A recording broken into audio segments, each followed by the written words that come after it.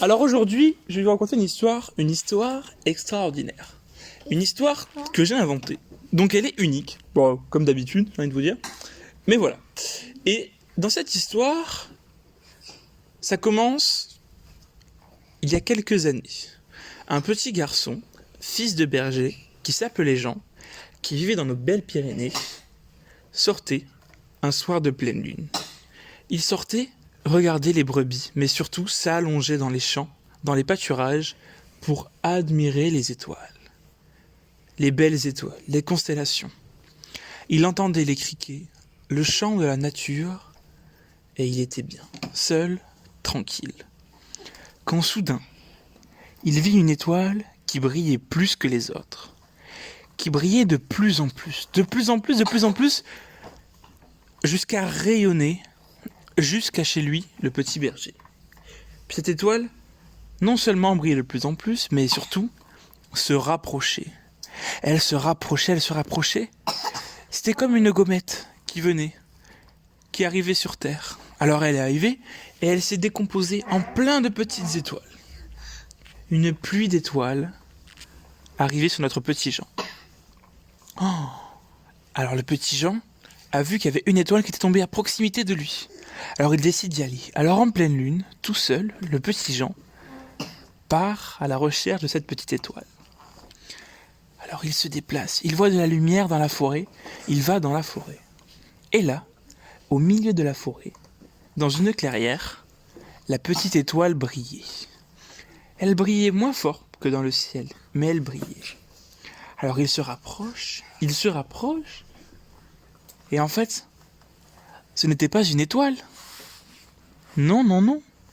C'était une petite fée recroquevillée sur elle-même. Une belle petite fée qui brillait de magie. Alors il prend cette petite fée dans sa main et il la ramène chez lui. Il lui fait un petit lit avec une boîte d'allumettes. Il lui met une petite couverture et il prend soin d'elle.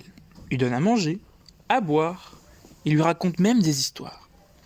Et la petite fée, petit à petit, se remet de son atterrissage sur la terre. Cette petite fée avait un nom. Elle s'appelait Lily. Et Lily, la petite fée, était très contente de tomber sur Jean. Elle lui dit « Écoute, vu que tu m'as aidé, je peux exaucer tes souhaits. Alors si tu as un souhait, un vœu, qu'importe, je l'exaucerai. » Alors le petit Jean lui dit « Mais je n'ai besoin de rien, moi. Je suis heureux dans ma petite maison, dans mes belles Pyrénées, avec mes brebis. Je n'ai besoin de rien. Par contre, mon papy a un peu mal au dos. Alors j'aimerais bien que tu fasses disparaître son mal de dos. » Alors le petit Jean lui demande ça et Lily s'exécute. D'un coup d'aile, de poussière magique, hop, le papy de Jean n'avait plus mal au dos. Oh, qu'est-ce qu'il était soulagé. Et puis, en réfléchissant, Jean se dit « Oui, mais mes brebis, elles ont pas assez à manger. Alors, est-ce que tu pourrais leur en donner plus ?» Et encore une fois, d'un claquement d'ailes et de poussière magique, la fée s'exécute. Elle fait pousser l'herbe des pâturages plus haut et elle la rend plus savoureuse. Les brebis se régalent. Elles mangent plein d'herbes et elles se remplissent de ventre. Qu'elles ont de la chance. Jean est content pour ses brebis. Et Jean réfléchit, il se rappelle que le facteur a du mal en vélo à venir jusqu'à chez lui. Alors il demande de l'aide à la fée.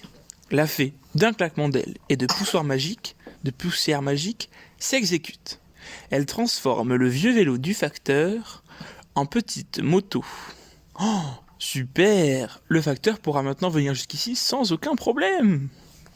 Jean est content pour le facteur. Et c'est comme ça que Jean aida tout le village, tout le petit village des Pyrénées dans lequel il habitait. Chaque personne avait un petit problème.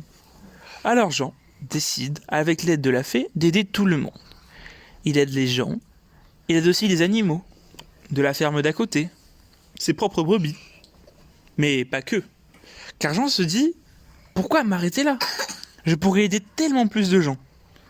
Mais Lily n'a plus de poussière magique. Alors Lily repart avec ses petites ailes dans le ciel pour briller et peut-être aller aider quelqu'un d'autre. Jean se retrouve sans Lily. Il est tout seul. Mais il a une idée. Une idée de génie. Et pourquoi est-ce qu'il faudrait avoir des pouvoirs magiques pour aider les gens ?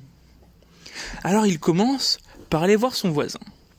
Son voisin avait une brouette qui ne marchait plus très bien. Alors le petit Jean décide de réparer la roue de cette brouette, et la brouette était comme neuve. Hop, c'est reparti. Sans pouvoir magique, il a réussi à aider son voisin. Comme quoi, pas besoin d'être une fée pour pouvoir aider tous les copains.